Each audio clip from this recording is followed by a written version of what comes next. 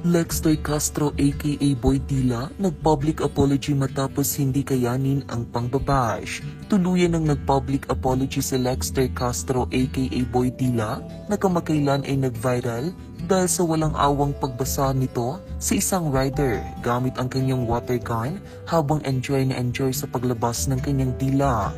Nangyari ito sa selebrasyon ng Wata Wata Festival sa San Juan noong June 24.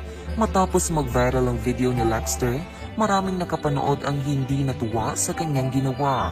Kaya naman magkabila ang pangbabatikos ang natatanggap niya simula noong June 24 hanggang sa kasalukuyan. Dahil sa galit ng maraming netizens, umabot pa sa punto na nabiktima siya ng mga fake booking tulad ng mga pagkain, parcel at iba pa. Gayunpaman, sa kabila ng mga natatanggap na bashing, hindi natinag ang espiritu ni Lexter at nanatiling unbothered sa lahat. Sa katunayan, ginamit ni Lexter ang isyong ito upang magsimula sa paggawa ng content. Sa kanyang mga video, ipinapakita niya ang kanyang kasalukuyang buhay matapos ang pangyayari noong June 24. Nanindigan din si Lexter na walang mali sa kanyang ginawa. Ngunit ngayong araw, tuluyan nang naglabas ng public apology sa Lexter Castro sa pamamagitan ng pag-post ng video sa kanyang mga social media accounts. Sa nasabing video, ibinahagi ni Lexter ang mga perwisyo na kanyang nararanasan, dulot ng sobrang galit ng maraming tao sa kanya.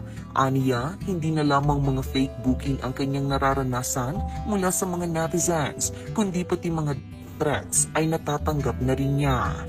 Binigyan din ni Lexter na sobrang stress na siya sa mga threats at bashing na kanyang natatanggap sa social media. Aniya, medyo nai-stress na ako guys sa mga nambabash sa akin, nagbabanta sa akin.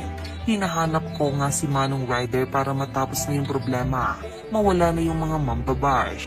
Nais din ni Lexter aka Boy Dila na ma-meet ang rider na kanyang binuhusan ng tubig upang mabigyan ito ng helmet at kapote sabay ang paghingi niya ng tawad. Manong Rider, sana mapatawad niyo po ako kasi di ko na alam kung anong gagawin ko. Ang daming nagbabanta sa buhay ko. Sana mapatawad mo ako, Manong. At sa mga bashers ko, sana mapatawad niyo din ako. Gusto ko po makipag-meet sa iyo, Manong Rider, at may ibigay po ako sa iyong helmet at kapote.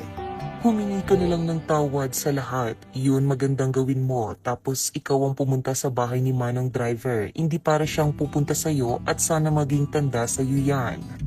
Ang malaking katanungan dyan kung papatawarin ka ng mga inagrabyado mo.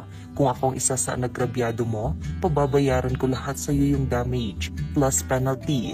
Pag nagawa mo na lahat yon, kakasuhan pa rin kita.